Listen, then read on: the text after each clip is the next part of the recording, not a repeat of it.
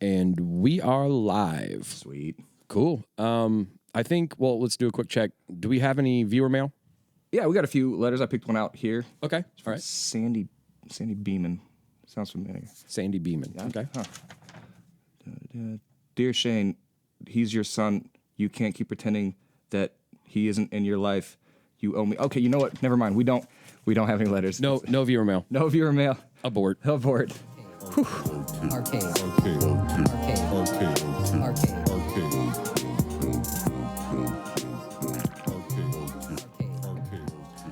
Boy, that U.S. postal system, huh? They'll just let anybody write a letter. So, total. Right on. What a gag. What a week we had, huh? Man, it's been very busy, very exciting. This is going to be an episode. We're going to start it off talking about the past excitement over the past few weeks, as far as we had the Mark Russell in-store signing, which that was amazing. And then we've had some great books. A lot of them, which were Mark Russell books. Absolutely. And just a bunch of other bangers. And just working hard on upcoming events and surprises that we can't disclose yet, but stay tuned. Absolutely. It's gonna be a big summer. Yeah. So we've got, let's start off talking about Mark. What a box of, I mean, that guy was just incredible. It was. And I know, we just had an episode with him on it and stuff like that. And we will try to keep it brief for those of you that don't, aren't following along or whatever, but this man is due his recognition, and he was a sweetheart for coming out. And for anybody local, thanks for coming out and showing support. It was amazing. He said it was the best turnout he'd had at a signing. Absolutely. And that means a lot to everybody. So. Yes. He was very, obviously, you heard him on, the podcast last week. He's hilarious in real life. He's a lot of fun. He's just very good with the flow. Like, he was kind enough to want to go out to dinner with us and things like that. We just talked about bourbon and comics. Bourbon comics. Him and our friend of the shop and our good friend Ray had a nice heart to heart over the bourbon. And it got closer and closer and more freewheeling as the night went on, as it were. But it was great. Mark talked about. He talked about life. But he talked mostly about the comics, and that's what we wanted to hear. And to hear one of the great writers of our time, just casting off gems like it was nothing. It was really something special. Yeah, it's cool, and you can tell when you talk to him and go through his thought process, exactly where the writing comes from. The kind of guy that we met and hung out with, this is the kind of guy that would birth these things. Although still, I couldn't sit down and do what he does. It was incredible, and it's going to be the first of. Hopefully many signings. We've got some more lined up already. Yeah, absolutely. So on August 10th, we have Gavin Smith of, he's done Star Trek. Teenage Mutant Ninja Turtles is probably the biggest thing he's done up to this point. He's been doing mainline Turtles. He currently has a book out that's actually been received very well. It's a good book called Heart Piercer. Yeah. Issue 1's already out. We have it at the shop. Issue 2, we're going to keep that rolling. We got some cool surprises in store with Gavin and the actual upcoming signing. So you're going to stay tuned on that. We're trying to create some cool opportunities to where there's going to be a reward for actually showing up to the signing. And we're going to be trying to do cool things with these creators where you can only get specific content if got you some very cool things coming up for that. If you're involved with the shop or you come out to the signing. That's ultimately the goal. Is we want. For those of you that haven't been to a signing or had a chance to do this, I mean, it's easy to get into comics and get into the swing of things, and you're like, I'm there on Wednesdays and I read these books.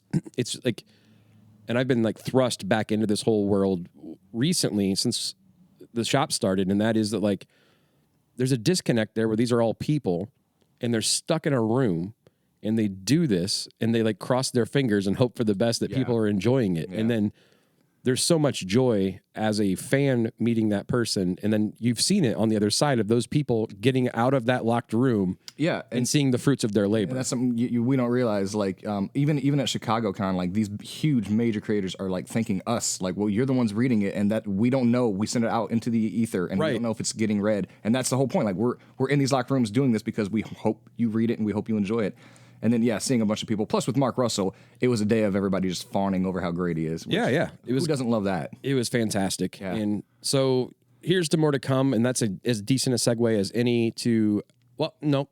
We're already on the roll here, but I'm going to go ahead and rattle off the upcoming events that we have. Just some Turtle Fever coming up. Speaking of Gavin Smith. We've got some Turtle Fever coming up. So on the 24th, Wednesday, July 24th, is the release of the new Teenage Mutant Ninja Turtles #1 by Jason Aaron. First issue is drawn by Joelle Jones, the Joelle Jones. She has 2 covers, I believe, of the 15 are Joelle Jones covers. All the variants, all that goodness. So add that to your poll because that is not FOC this week, but it is next week. And this is going to be, I think it's going to be one of the hot books. I agree. Even if not for spec, but just like this is going to be a major jumping on point for a lot of people. A lot of people have been wanting to get into the Turtles, but I mean that's going up. Psychologically, you're like, why would I start at 143? Jeez, right? It's a tough one. It's not as hard to get into as X-Men, but it is way late in the game. There's a lot happening, and this is going to be a soft reboot, but also a continuation. So it'll still reward people like me who's freaking read all these things. Yep. Even the tie-ins, but it's gonna be awesome. I'm excited. I'm excited for like seeing the polls on TMNT creep up because it's not been a TMNT store. Not up to this point. I mean, but that I think a lot of that. Short of our good friend and a sister podcast, Chris. Absolutely, Fecto is he makes it the TMT store. Yeah, and we love him for it. No, he brings that energy, and I love it. And that's where we hit it off initially was that Turtles love. But I don't blame anybody either. Like I said, like I'm guilty of it. You know, I walk into a shop and I'm like, so this is on, you know.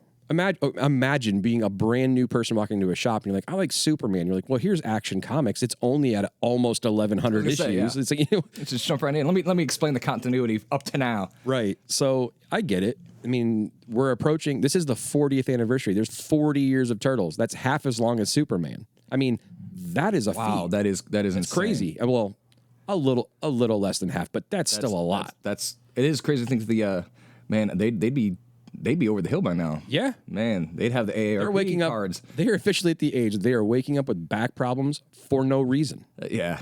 Teenage, yeah. Oh, you've been 30 for 15 years, Mikey. Uh-huh. So, yeah, but that's going to be great. So, yeah, July 24th, that's a Wednesday. Again, the ways of... Is there some way we can celebrate that? Some sort of pizza party? Yeah, we're having a pizza party that day of that release. The 2 ways of gaining admittance, which I think we've talked about before, are... If it's on your pull list, you're in. But we also, on the website, if you look up Pizza Party, you can go ahead and purchase a ticket. It is $7.50. That is the cost of the pizza, which there will be plenty. Mm-hmm. And you will get a copy of the #1 book. So you're saving money, actually, on dinner, if nothing else. And this is an officially sanctioned IDW. This is not just us throwing a pizza party. IDW knows about it, yes. Yeah. We're good. Okay. Yeah. They've been made aware. We're good. 2 short days after that, July 26th, we are doing the store outing to a little movie, Wolverine, Deadpool film. and Wolverine. We're doing it again this year. Our summer movie this year is Deadpool and Wolverine, where you can go on the website again, and on there you can purchase the tickets, and we're going out as a group, like all of the community. And doing that. So that is July 26th on the release date. I think we are doing an 8 p.m. showing. So if you can hold off from going on Thursday, you can restrain yourself somehow. We're going out as a group that day. That's another big event. We have tons of fun. I imagine next year it's going to be a madhouse because we're going to do Superman next year. Yeah. Assuming there's next year, we're going to do Superman. And who knows? Maybe it'll be big enough we can do Superman and Fantastic Four back to back. Yeah. Who knows? Why not? The community's growing.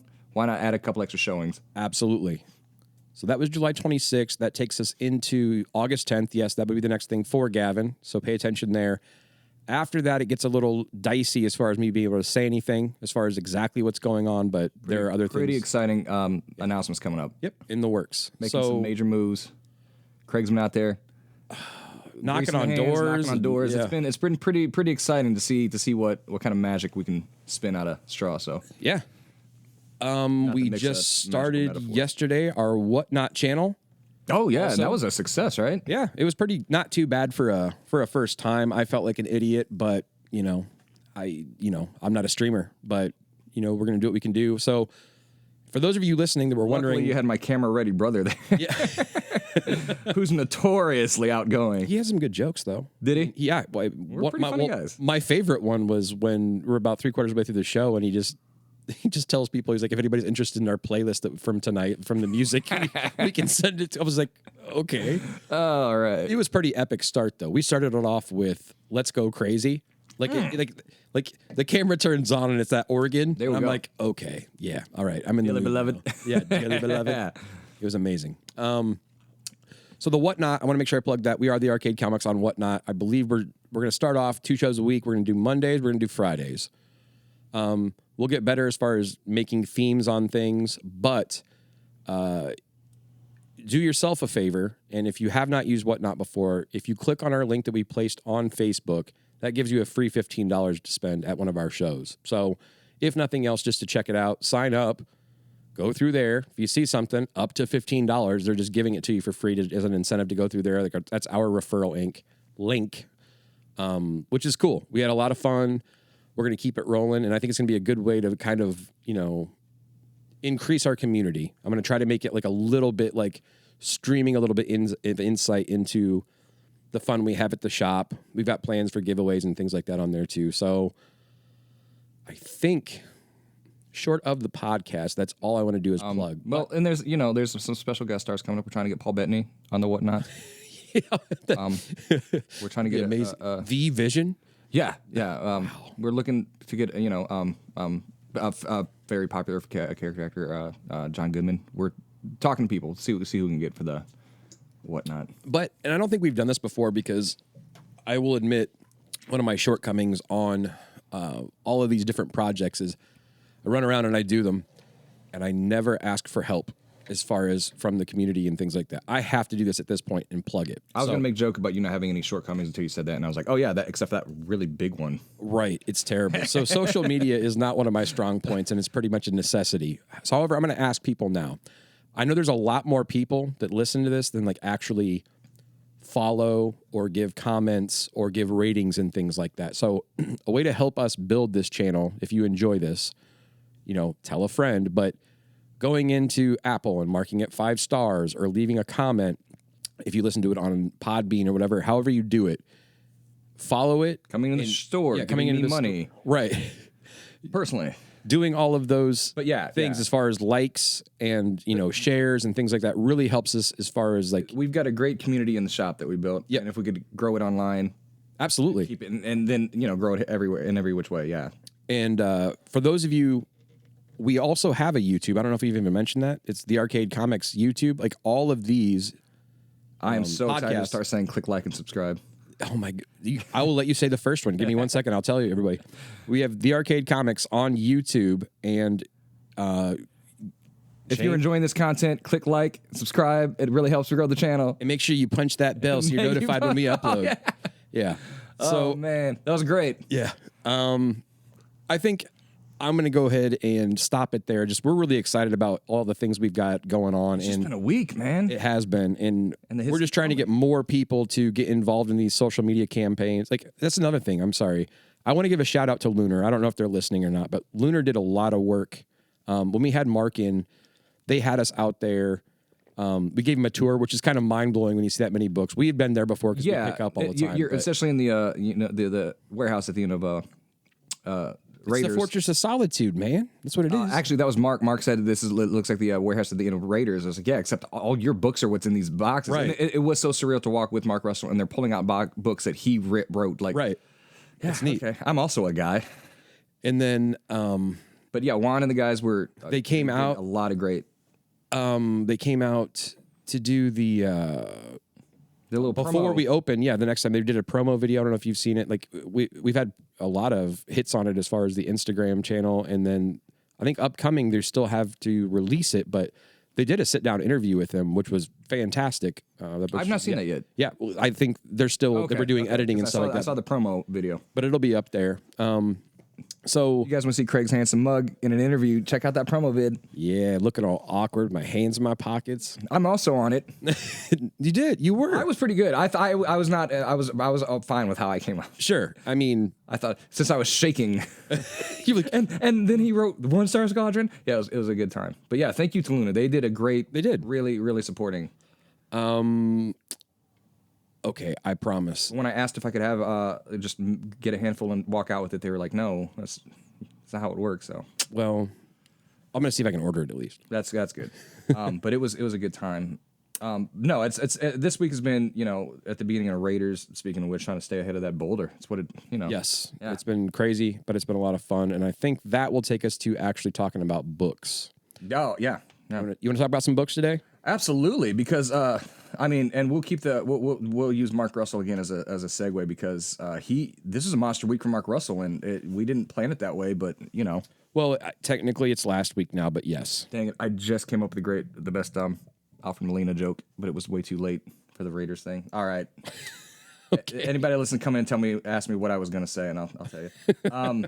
But no, I think I want to start. I mean, usually we start at the top of the key with DC, but he wrote a great book for AWA, a book that probably only AWA would have published, and that's Death Ratioed. Yes, and it's Death Ratio #1, but it is a one shot. It's a self-contained story, and it's right in the wheelhouse where like Mark Russell excels with social satire and humor, but also like very real, very real, scary. He's viewing like the kind of the horrors all around us through his like unique prism, and his empathy and his humor it helps temper the horror of it a little bit. Yeah. And to an easily digestible 43-page comic, and it was. So the premise is there is no government. The new government is social media. Social media, and if you get enough dislikes, your head explodes. Yeah. I told him when I was here. I may have even said on the podcast. There's this, just to give you a taste of like how it starts up. This guy wakes up out of a coma after 22 years, and immediately, in classic fashion, he's like, "Oh, sir, it's been however long." And the first thing that he talks about is how he can't afford the medical bills. Oh my gosh! And then don't worry, you had a sick starter, to raise money for it, and already you just get how absurd this world is and how recognizable this world is. It is insane, and so everyone's equipped with a neck brace or a neck thing that. Counts to your Suicide Squad style, yes. right? And if you get enough dislikes, and you get dislikes by if you bump somebody on the street accidentally, right. if you say something they don't like, they can thumbs down. The absolute absurdity of the things that people can dislike or whatever. Contest. Yeah. Life is that is judged by strangers. Yes, yeah, and it's horrifying and it's horrifyingly familiar. But the way Mark tells it, you're just kind of like, it feels all right. It was a lot of fun, like that Community episode they did with Yum Yum Beans, whatever it was. Which we forgot to see. I want Mark Russell here all the time. So, do you like Community? Yeah, I should have asked him. Yeah, that one episode, and that's what we do. We can breeze by. I know there were some salty customers, so I don't blame. We talked up Dark Age 3 last week, and that was probably wrong of us because it wasn't released. But now everybody got to read Batman Dark Age 3. Oh, you mean from the spoiler aspect? It was we were teasing and because we got to read it beforehand. But I hope everybody who has read it now has read it and knows that it's the best book on. It is. It was great. And there's a 2 or 3 page cameo by one Emerald Archer. Who just made it was absolutely fantastic, and I got to talk to Mark and ask him like was using the pre-71 Neil Adams redesign a conscious choice, and he said yes, because we all prefer the Van Dyke beard, sure, but seeing him in this context, full Robin Hood, like 1940s, they thought he was Robin Hood. It was great. It was great. So we'll get to one other Mark book later, which was an absolute surprise. I texted Craig yesterday when I went home and read it because it's like, goodness gracious. But let's we missed a few weeks. We won't cover everything, but we want to keep you guys come to this channel to find out whose finger's on the pulse. Where are we at? Right. And we'll keep going with DC. Speaking of Green Arrow, so Josh Williamson wrapped up. This is number 12, and it wrapped up his arc. This was such a bow. This was such a decisive ending that I had to look at the next solicit because it seems like Josh Williamson was leaving the book. It was so like this is the end, but nope, he's still going. So I don't know. I guess it was just a nice ending to the arc. Well, it's also an absolute power type of tie-in, right? This one is not, but I wonder if he's maybe doing something as far stop as here so that he can have a clean slate for the next one, and that could be it. But it was a very good issue. If you like what he's been doing, this does it more than all of them. Sure. So, and I was speaking of that, Detective Comics 1085, and he's almost at Ram V's almost at the end of his.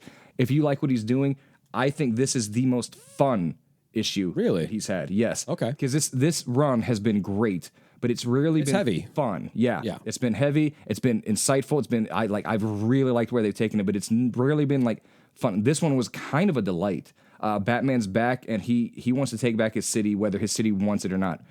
it's whether yeah because the city doesn't know what's best for itself. Batman's the parent that knows better. Sure. Gotham, you can't trust Gotham to make the right choice. When has Gotham ever made the right choice? Goodness. But yeah, it was a great book. I haven't had a chance to read that one yet, but I trust your judgment. I've not gotten a chance to read The Brave and the Bold 13 because those are 70-page issues. And this week there's so much going on. Like even I didn't get to everything, which is bringing shame to I have a hard my time sensei in my dojo. If I admit it, which I will to you all, if I have a big week and I've got regular books, I have to get through my serialized ones before I get to the anthology ones. Personally, I did. I tell you, I read all of the first omnibus of ElfQuest. Yes. Yeah, and it was. I'm very, very glad I read it. And I don't come at me with the pitchforks. And the sorcerer's spells, but I don't think I'm going to carry on with it. Not that it was bad by any means, but life's just too short. But it is. I do highly recommend getting it. That's kind of also not your realm. Like you're not this guy and D&D no. Don't get me wrong. I was a huge Tolkien fan in the. Sure. I read it in 4th grade and then again in 5th. But I mean that's about the end of that. Yeah. Sure. Yeah. And this was very much, as I told you, like this premiered in the late 70s and early 80s, and it's clearly something for people starved for that kind of that kind of content. But I'm glad to have it on my shelf. Finally, it was a big black spot in my nerddom. So we knocked that out. Sure. But speaking of something that wasn't a black spot in my nerddom is Power Girl #9. Yeah. Now people who have listened to the podcast for years know that I think this comic is much. I was fearful that this comic was going to be a disaster, and it's been Rookie of the Year, right? kind of a delight. Yeah. But this issue does one thing. This is actually a really good issue, but it does something that I hate. And one of the characters, and don't get me wrong, she's an unlikable character. I don't know if it's because I didn't like her or because she was written that way, but she asks Power Girl if she knows how dumb her name is, and I don't. My goodness, a comic should not be making fun of the comic you're reading. We're reading the comic because we like it. The characters in it should not be making fun of the comic you're reading. Yeah, I'll go read The Boys if I want that. A lot of the conversations we have led towards that, where there's like not to mention it's not one of those self-referential books. It's not even in on the joke. That's not how the book is written. Yeah. And it's not. And when they do it, it's not clever. And it's just cheap. It's like, don't do that. Well, most of the time with those jokes, the joke is the person that's the butt of the joke is the character that can obviously whoop everybody else's ass. So why would you even make it? Yeah, and I'm sorry, but Power Girl is a dope name. Whatever. It is a dope name. Yeah, yeah. If her name was like Skylin, yeah, you have a dumb name. God, there's gonna be a Skylin coming into my life. Exactly. I got a bone to pick with you, mister. And I'll tell him, don't pick it with me, pick it with your parents. And then the last DC book that I read this week, again, and I lament that we're gonna lose this one, is The Penguin #10 by Tom King. Yeah. It's got 2 more issues.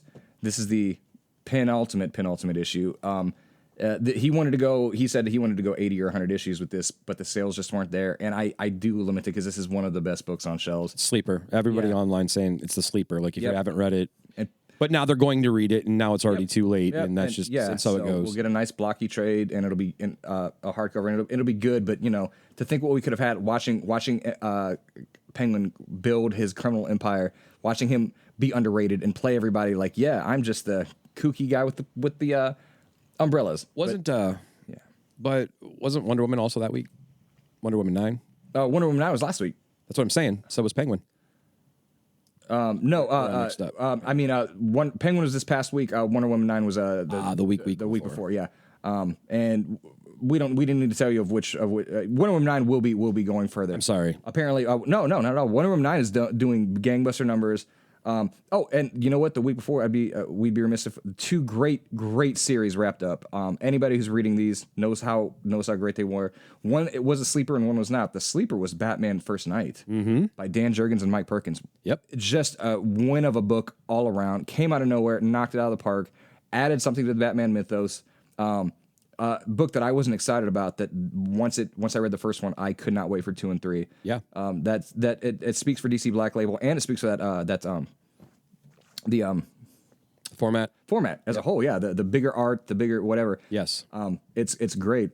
So it's something to put in that magazine box with your distillery. Buy a magazine box and start buying those books. Get those because Distillery is killing it right now. Yep. And we'll speak on that. But the other one that wrapped up is just pure balls out fun. That's Justice League versus Godzilla versus Kong. And guess who won?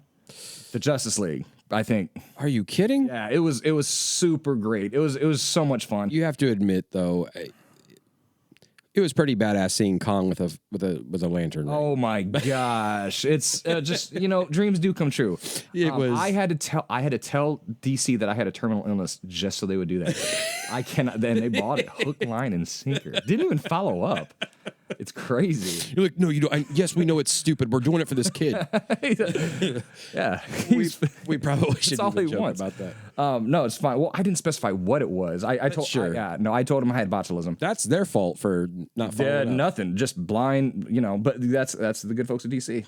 I think somebody there just wanted to draw a Absolutely. man. What a great book. So those were two absolute wins. So moving over to Marvel Comics, so another great series that wrapped up, and me and Craig both read this. It's been great, 6 great issues, and that was Avengers Twilight number 6. Fantastic. What a banger! It was. Great series, man. And then it was the way everything worked very well. It was very nice packaging too, because if you were paying attention, the folks that were keeping up with it, like every cover had those Alex Ross covers. It was like showing a new character, and that's kind of like the story pacing worked very well for like the last page of whatever the previous issue was the next issue would be that person on the cover. So like at the end of one, you find Thor, and then the cover of 2 is Thor, and then Thor's involved. And that's and I felt better because I was spoiling that Thor showed up at the and then of course the same thing with Ms. Marvel. Yes, and then the big reveal is like Hulk is a big reveal, and he was of course on the cover of 6 and. And that is what H Day is. Yes, and if you that was H Day. Yeah, that was the H. And if you want to see, if you want to see the most epic one, it's the epic battle between Thor and Hulk as the B plot. Yes, that's how good this. And you don't mind when they cut away to Cap. You like okay, that's how well it's written. But also, this is Thor and Hulk fighting. Not as enemies, but as brothers in arms, brothers that have fought battles, and neither one wants to be doing this. But Bruce can't control the Hulk. Yep, and Thor has to do what he does. It is a beautiful ending. It is a great book, action packed. Absolutely, and Cap gets a great send off. It was just a wonderful book, and all of the art all the way through. Oh, Daniel Acuna, it is worth the wait. Yep. Worth the wait. So if you didn't pick it up, the trade comes out in a couple months. I absolutely put this on the thumbs up recommend list. Yeah. Yep. This gets 5 cabbages from Shayne. 5 cabbages. I don't know. There was a this now we can speak on this great the other Mark Russell book that came out this week, and that's Darth Maul Black, White, and Red number 2. Again, this is an anthology series, so each issue has a different creative team, and this was our this was Mark Russell on this one writing it, and I told Craig the guy can do Star Wars better than anybody as well. And that was a fun conversation we had, is how there's another layer of editorial even beyond like DC and Marvel. There is Star Wars, like you have to follow the rules. Yeah, there are strict parameters because Marvel books are canon. That is just the way it is, which is why it has to go through that extra layer. You can't just make, like everybody's talking about, you can't just give Jar Jar a lightsaber and just be like, have fun with it, right? There's so many rules. Unless you're J.J. Abrams making a saga film, then they say just make sure it's not good. But this book was great. It was a nice standalone adventure. Darth Maul is so badass. Like I love, and Mark Russell. I mean, he still gets introspective. He still gets the remainders, but who actually remains. What a great book. Yeah, It was like Dirty Dozen or 12 O'Clock High with Star Wars toys. So and they keep doing this. So there's obviously it resonates with a lot of people, but I personally like it too. Like the whole Black, White, and Red thing, as far as, and then I loved it. Love that format. Yes, and then I'm also gonna push, because it's relevant. Issue number 2 of Black, White, and Green for Teenage Mutant Ninja Turtles. Gavin Smith is writing one of the stories and drawing it there too. So pick that up, because then you can have it signed at our signing on August 10th. And I want to say that Black, White, and Red number 3, Darth Maul, is written by a friend of the show, Erica Schultz. Yes, absolutely. Cool. I didn't know that until the end of this one. I was like, oh, cool. Yep. Good for her. And she's doing Rat City Spawn. Yeah. So good for her. The last one. I know there's a lot of big books. The Black Panther Blood Hunt tie-in came out this week. I heard it was great. I didn't get to read it. We never talked about Blood Hunt 2. Period. Oh, we did. That was last week. And Blood Hunt 2 was badass.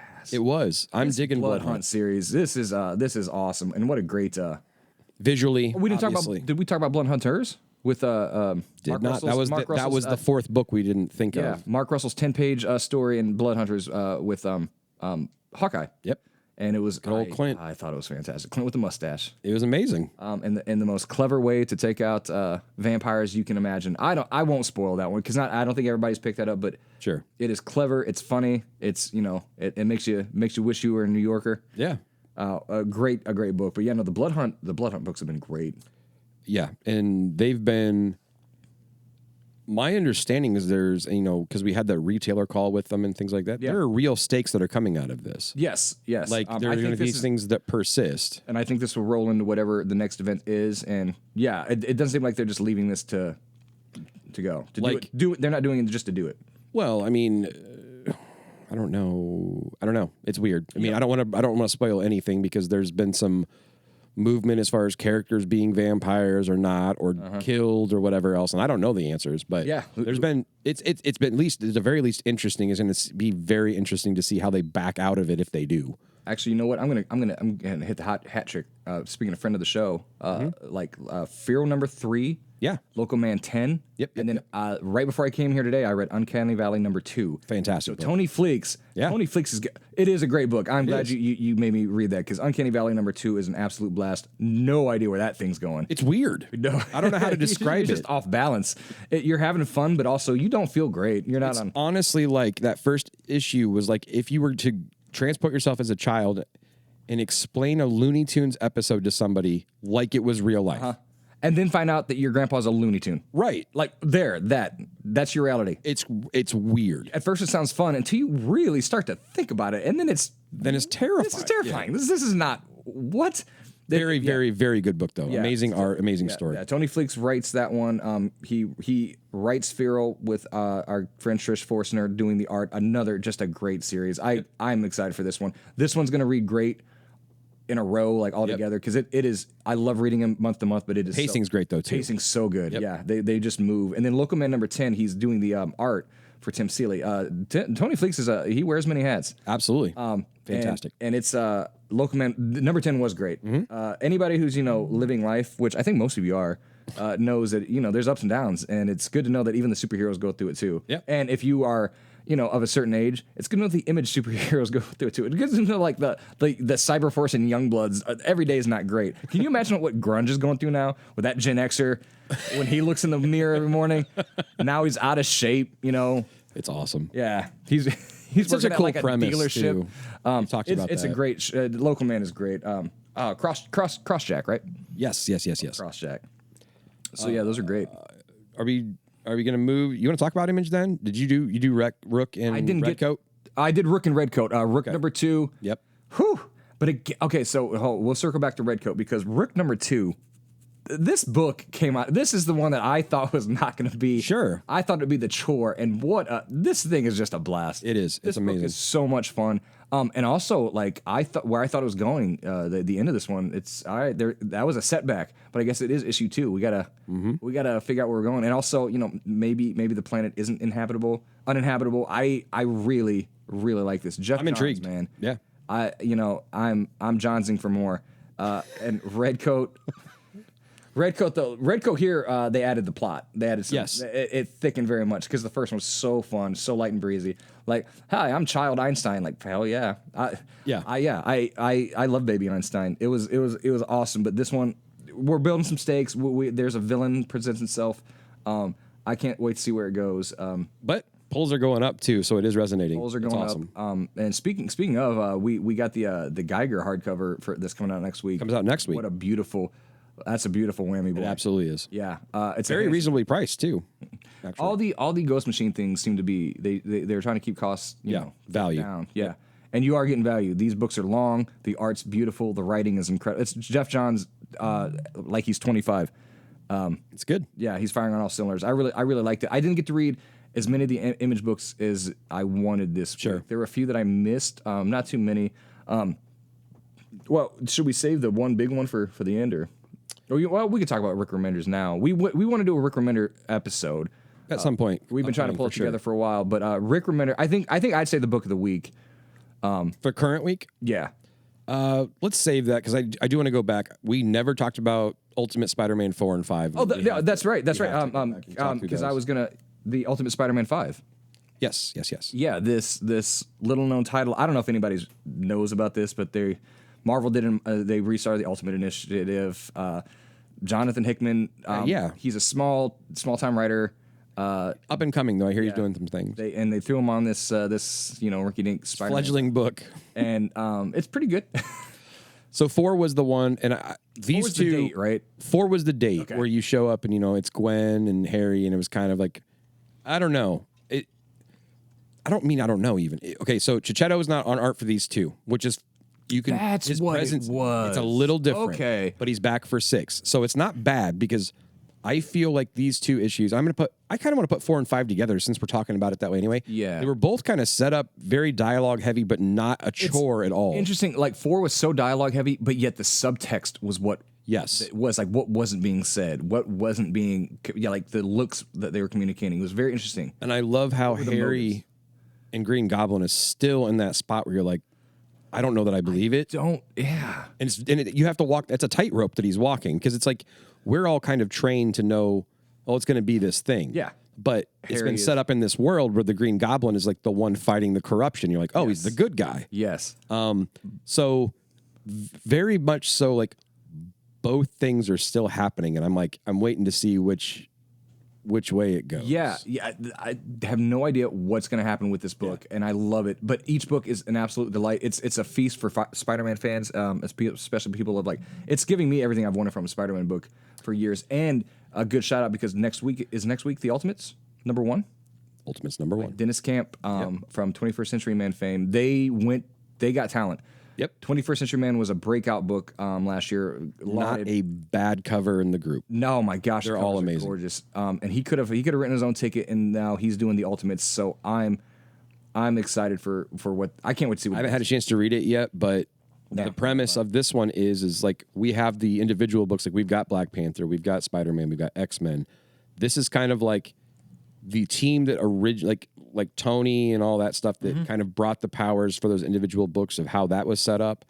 This is them putting the Avengers together. Like, this is the whole premise of that one is like all the people that didn't get powers. This is the one that follows that group trying to get them back as to being heroes. That is awesome. I didn't read this listed. I didn't know. It's not, and I like that because most of the time with team books, it's just like a lot of stuff happens and nobody really gets a time to shine. But like this has a very specific like directive. Like this is going to be us going through the journey, like finding out like how they come through. Well, That's great.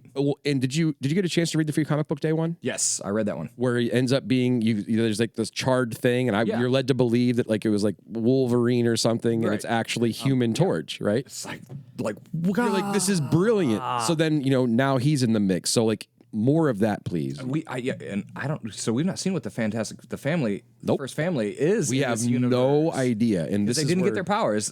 One assumes that they weren't on the flight, the space flight that gave them their powers. So what are was reading stopped. Sue? And how do you do it? What a wonderful and how do you imbue them with those powers?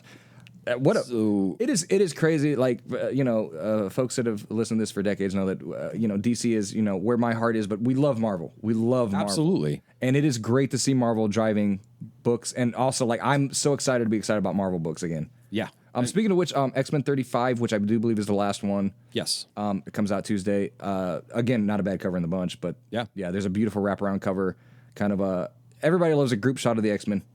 I don't care. I've seen a billion of them since I was 10, and I hope to see a billion more before I die. This is it. Legitimately, like this month closes everything out. Wolverine 50 just came out. Done. Until relaunches, right? In August. Well, 2, because there's the regular mainline Wolverine, Yes, and then the Hickman Special surprise for you folks at home. Jonathan Hickman and Capullo are doing a 6-issue Wolverine series. the best there is. From the best The best there is. And you're thinking to yourself, we as a species don't deserve that. Well, you're Too bad. right. But Jonathan Hickman and Capullo are like, well, we're going to do it anyway. So I'm just gonna rattle this off while I'm thinking about it, because getting the gang back together, Hickman and Frank. Assad. No. Oh, is it Mahmoud Azrar?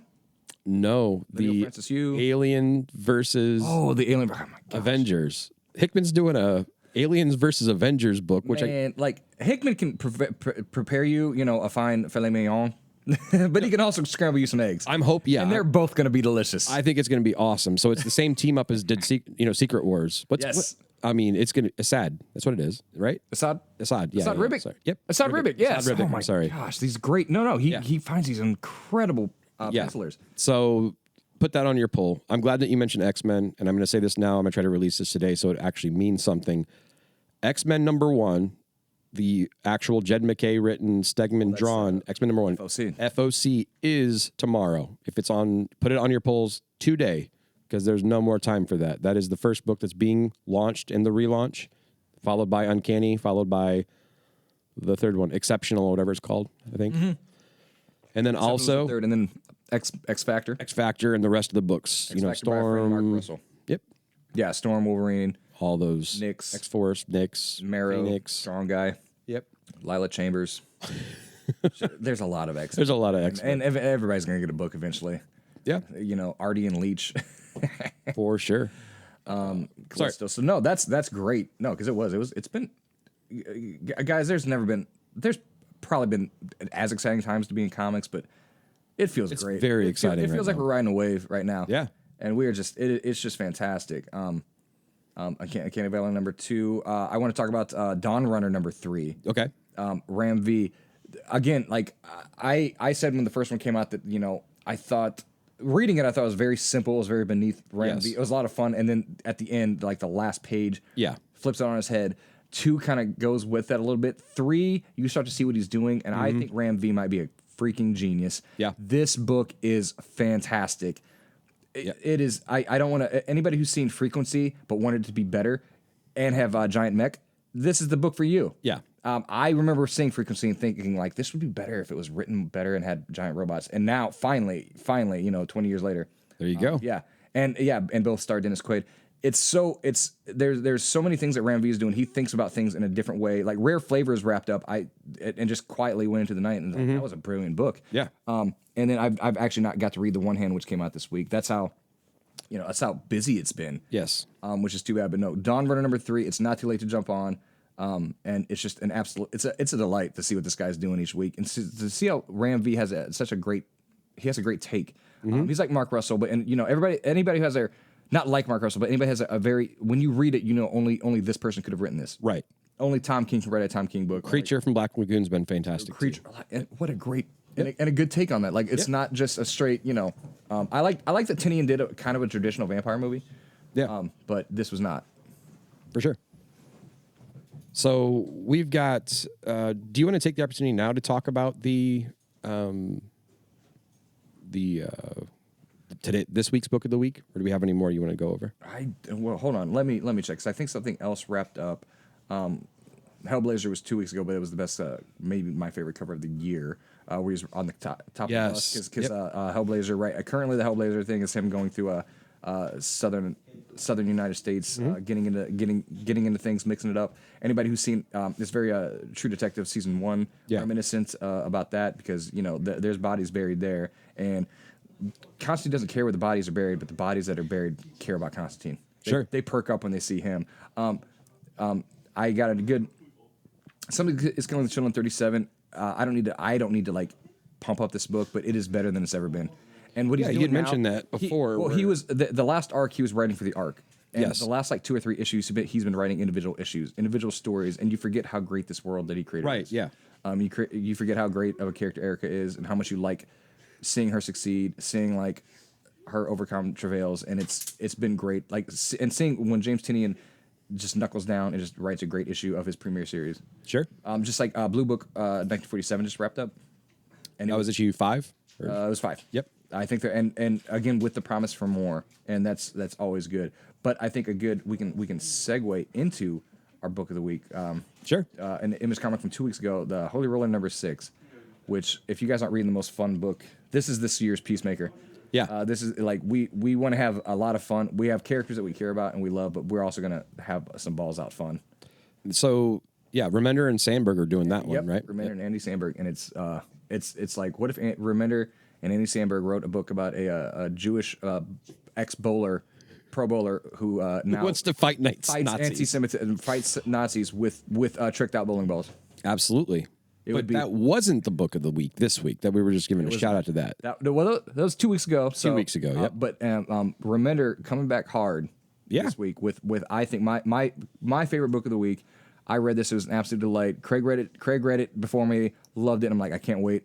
I got a copy because they sold out here. We sold out. And I had to, our friend Dimitri, he let me borrow his copy just so I could read it, and it was a blast. And it was Grommets. It by was Rick Remender and Brian Posehn. So if anybody has paid attention to Rick at all, like he's part of that skater life. Because it was always weird. Like if you do interviews and stuff like that, or if you get on his Instagram and stuff, it's like you would think it would be 100% just him doing his thing, like comics, pushing Deadly Class, whatever. But he's more than happy to talk about that skater culture and 80s, 90s. He said if he wasn't reading comics, he was skating. He was at the yeah.